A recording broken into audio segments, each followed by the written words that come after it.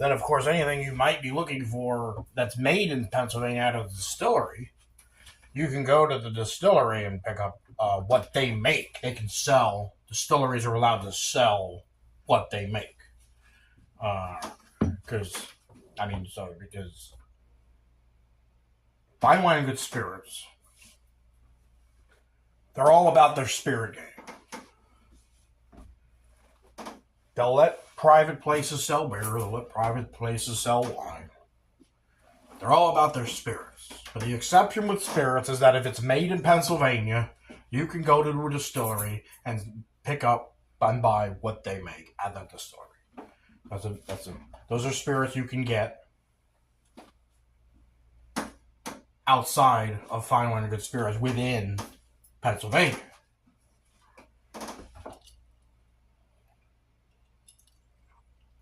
And the other method of acquiring spirits, to own them here in Pennsylvania, to have them, it's technically not allowed.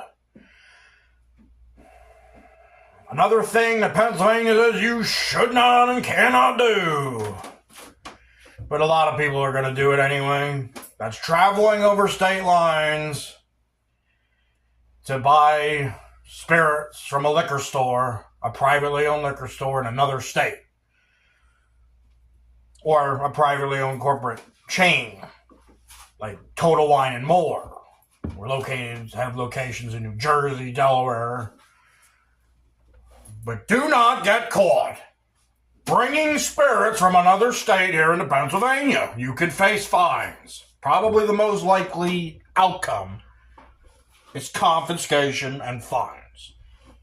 And this is Pennsylvania state enforcement, liquor enforcement, probably in tandem and working in partnership with the Pennsylvania State Police, Highway Patrol. I've heard that they like to watch. They like to keep a track of who's leaving and who's coming at certain state entry points. People who cross the border to another state, buy alcohol, and come back. Something they could do. They could get you. They could get you for some simple, something easy to pull you over for. Violation, vehicle code violation.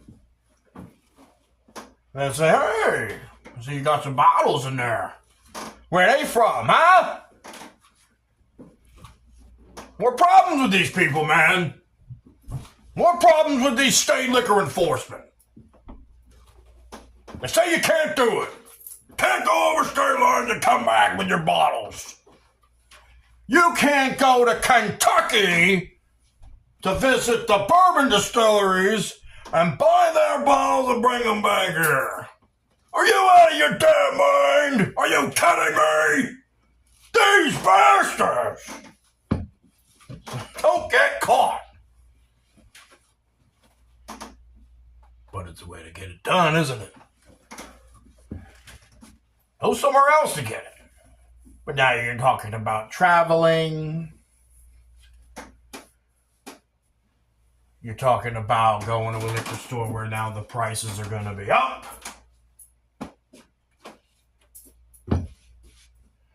It'd be a whole lot easier if Fine Wine Good Spirits got their stuff together. So the next topic of discussion is how. How could fine wine and good spirits have some solutions to the things we're going through? Talking about things, when there's things that are just hard to get up here, allocated like liquors. Is there a way that they can make them more available and that we can get them? And again, Fine Wine and Good Spirits, owned by the state, got a nice monopoly going for themselves. They don't have to do a damn thing if they don't want to. But we'll see. They could. There's some things they could do. Some things they might already maybe be starting a little. Here's a solution. Here's one of the solutions. These are just my opinions. These are not. I don't know what all things are possible, but they're just a little bit of wistful thinking.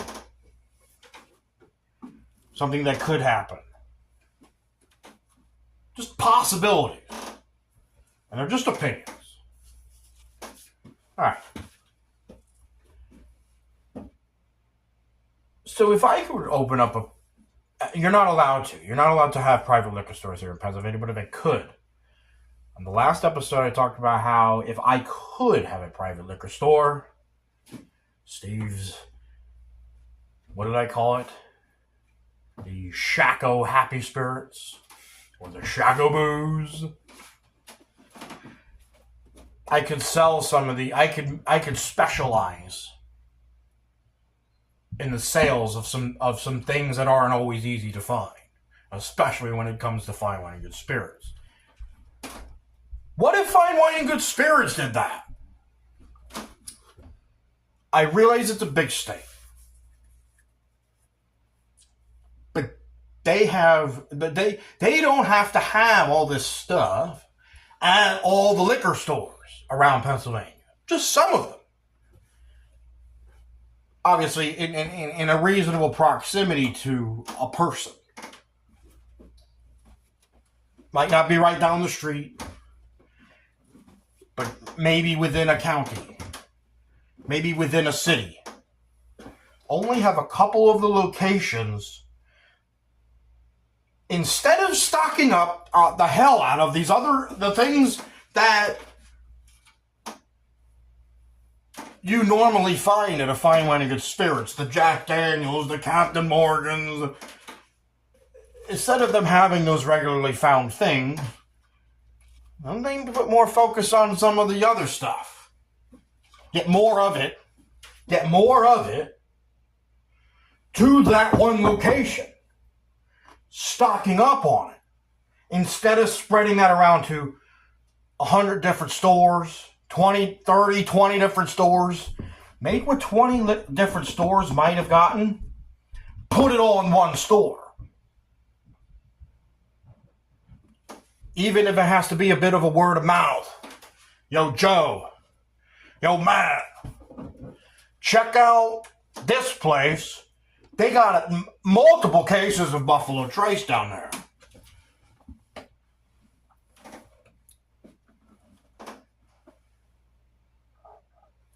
Now it's more available at the one place. There's more of it in one place rather than just spread out. Because if it's all spread out, you'll have a store that only got 5 bottles of it. There's 5 people waiting there at 9 in the morning to pick them up. Now they're gone. Now anybody else is shit out of luck. But if at one store they had like 30 bottles or 20 bottles, people might be more in luck. People might be more inclined to try. People might be told, hey man, go here on this time. There'll be something. You'll be in luck. Because they have it a lot more now. There's more frequency of them having it now. So just a few of the locations, a few of the retail outlets had something that wasn't so easy to find all the time. It would solve a problem.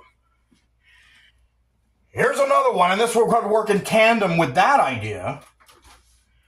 Fine Wine and Good Spirits loves a good, maybe it's a week, maybe it's a month, a dedication to a particular alcohol, like a bourbon month, gin week. You know what really grinds my gears about Fine Wine and Good Spirits? That really pisses me off. When they have a bourbon week, and they're discounting, and they're putting out Old Granddad, or a basic level Bullet, or basic level Woodford Reserve. Come on, a 30-hour Woodford Coffee Reserve will be $15. Old Granddad, like a $14 bottle. Oh, you can get it for $7. Who gives a damn about that stuff on a bourbon week or a bourbon month? Nobody. There's nothing special about that. Old Granddad, are you kidding me?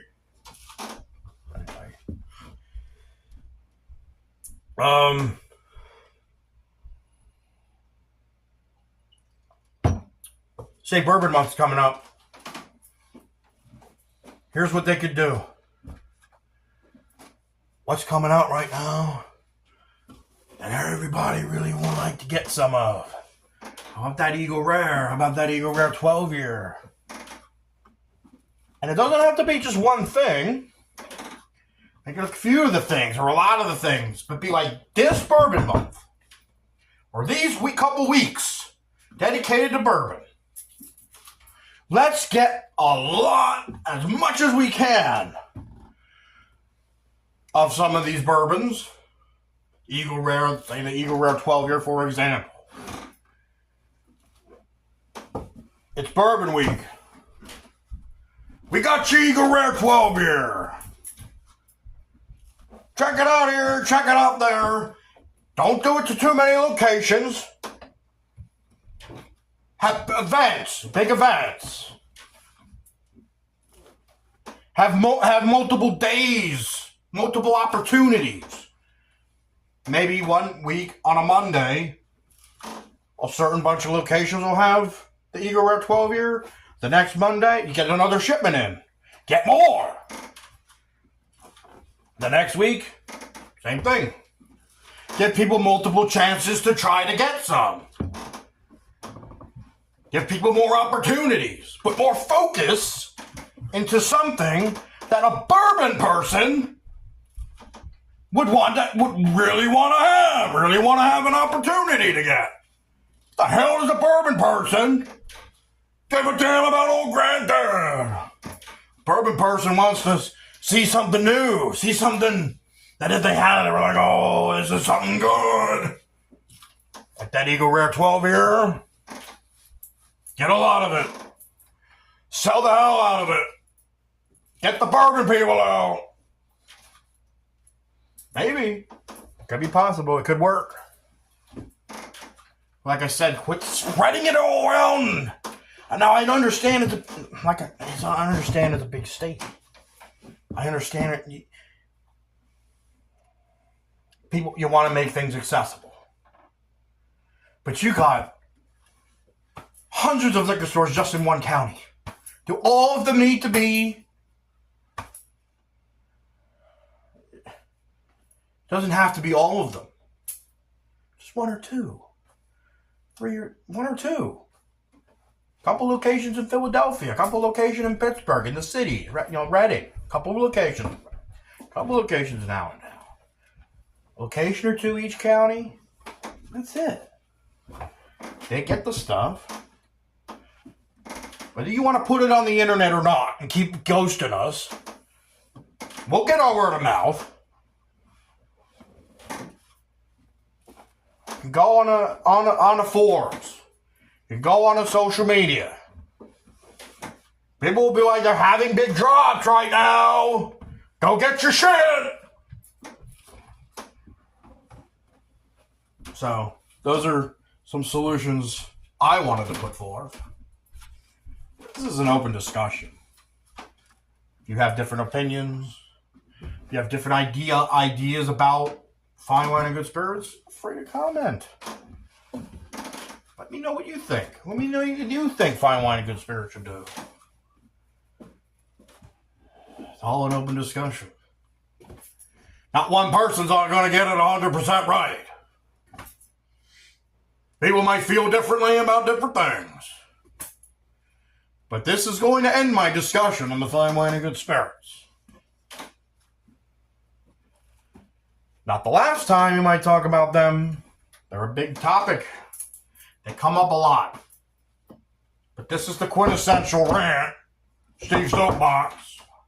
I'm putting on fine wine and good spirits. So that ends episode 12. Here's my bottom line. This state of Pennsylvania is surrounded by, we are enclosed, encaptured, imprisoned by a barrier of shit. And that barrier of shit is fine wine and good spirits. Have a good one.